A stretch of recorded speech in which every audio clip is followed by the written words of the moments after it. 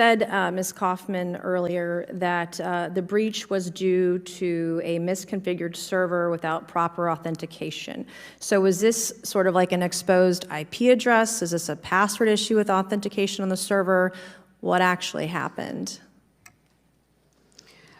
What we know based on Mandiant's findings and investigation is that we had a misconfigured server. What does that mean? If you had an IP address, you can access the server without proper authentication. So it was an exposed IP address that anybody... If you had the IP address, you can access the information on the server. And how long was the server misconfigured? How long was the IP address exposed? So we are still investigating. The initial configuration of this server, we know occurred mid-2018. So the server IP address was exposed starting in 2018? The initial configuration of the server was mid-2018. Right now, we have Was that the same IP address for that server when this was exposed as in 18? Was it the same? Was it the same IP address? Had it changed at all in that time frame?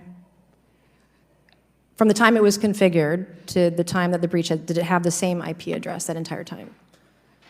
I don't know if it had the same IP address. I'll have to get back to you. But right now, we have external experts I've asked to investigate the actual misconfiguration. What happened, when it happened, why it happened, who was involved, how it happened. We have external investigators taking a look.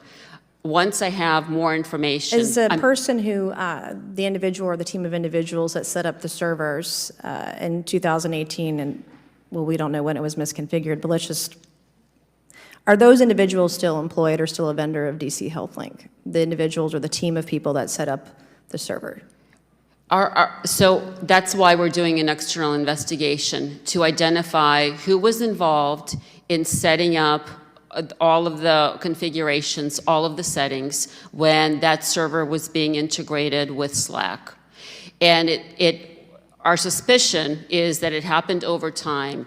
And so our external investigators are looking into, starting 2018, what happened, and they're going to be looking at every year that server was configured. So it's possible the exposure had happened over an extensive period of time since 2018, potentially. A part of that time, that server was down. So we're in a fact-finding mission right now. How long was the server down during that time frame? I don't know. Meaning offline. So our How do you not know when the server was down? That seems like if you knew it was down, you would know the time frame it was down. That's why we have external investigators taking a look to see when it was actually online, when it was offline, so we can document everything and identify who was involved, how it was configured. Was it an employee or was it a contractor? We have employees and we have contractors, and so that's part of our ongoing investigation being conducted by external experts. And I'm happy to provide you with all of that information when we have it. So given that we don't know the time frame and the server was set up in 2018, is it possible that more than 56,000 people were exposed, like hundreds of thousands of people's data was exposed? So what we know... Is that a possibility? What we know is 56,415 people, their information was stolen. We know that for a fact. We know that another set of consumers, current and past customers, their information was stored in the same manner that the stolen reports were stored. We have no evidence that their information was stolen. So on this server, were there only 2 reports, or the 2 reports that were exposed were the only ones you're aware of? Was there more than 2 reports on the server? The server had multiple reports, and the server had other automation jobs. Some of the reports we know didn't have any personal information. Other reports had personal information. Up to how many people could potentially have been exposed from this breach? We're investigating that, but that's why we notified pretty much I mean, but certainly, everyone. you know by the number of reports on that server, the reports that have personal data and don't, certainly you know the number of records or number of people that were exposed through the breach. The issue is some reports existed for a week and then were replaced by the reports, so they were eliminated. We are trying to identify every potential person whose data may have been on the server, and that's why we notified a lot of people. Yeah, no, I get that. I'm not going to complain about the way that people were notified. I think that was done well. I would tell you it was done quickly, it was done well, and from a crisis standpoint, the response was excellent. I'm more concerned about the access to the IP address, the exposed IP address, and the data that was on that server. Just as a company policy within the DC Health Exchange, are employees required to use a, quote, strong password when they're creating, authentication within the programs that you all use? Yes, we encourage the use of strong Is passwords it required or is it just encouraged? We follow DC government standards and for our passwords. Do you all require as a company, a matter of company policy, two-factor authentication for company passwords that are used by employees or contractors? I will have to get back to you on what contractors are required to do. What about employees? Are they required to use two-factor authentication for their passwords for anything that they're accessing within the organization?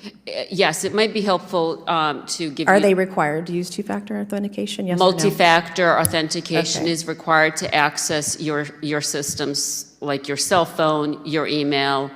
How long has that been going on? The multi-factor authentication requirement? I'll double check, I think, for a number of years now. Okay. And before you had to have codes to get in. But I'll So double because we check don't know that. who's responsible for it yet, no one's been held accountable. No one's been fired or lost a contract as a result of the breach. Would that be accurate to say? We are doing a full investigation. Are you going to fire the contractor or the employee that created this breach issue? Will they be fired? We're doing a full investigation. That would be a no or an I don't know, which is not an acceptable answer. I have one question for Ms. Spendor. Unlike the House vendors, your office has no choice with regard to working with DC Health Exchange. Given what you know now about this breach and potential, I mean, this was an IP address totally exposed out there for God knows how long. What you know about this breach, does the DC Health Exchange meet the cybersecurity requirements of the House and its vendors? In other words, would the exchange pass muster as a House vendor? Because we know that the CAO holds our vendors to a very, very high standard in terms of the applications we're allowed to use. Is that? At the time we had our agreement with them, put into place the various agreements that we do have with them, it's hard to know if they would pass the evaluation since we really didn't have an opportunity to do so. Certainly, if we were doing an evaluation now, Would they pass muster today? we would certainly have some questions, yes. We would have to reevaluate and probably ask some very hard questions on what happened. You said, Ms.